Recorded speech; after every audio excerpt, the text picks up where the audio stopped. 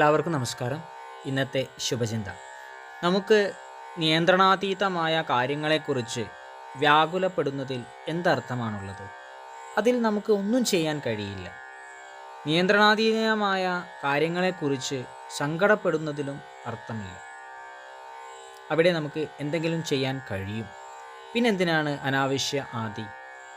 പ്രതിസന്ധികളുടെ ആഴത്തേക്കാൾ അവയോടുള്ള സമീപനത്തിലെ അപാകതയാണ് സാഹചര്യങ്ങൾ കൂടുതൽ വഷളാക്കുന്നത്.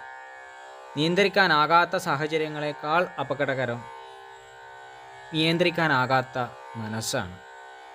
നിസ്സഹായനാണ് എന്നുറപ്പുള്ള സന്ദർഭങ്ങളിൽ സംയമനത്തോടെ ഇരിക്കുന്നതാണ് ഉചിതം. സാമാന്യ ബുദ്ധി കൊണ്ടോ സാഹസികത കൊണ്ടോ വരുതിയിലാക്കാനുള്ള സാധ്യതയുണ്ടെങ്കിൽ അതിന് ഒരുമ്പിട്ടിറക്കാനുള്ള സന്നദ്ധതയും ഉണ്ടാകണം. എല്ലാവർക്കും നന്മകളുണ്ടാകട്ടെ. എല്ലാവർക്കും ജീവിത വിജയം ഉണ്ടാകട്ടെ.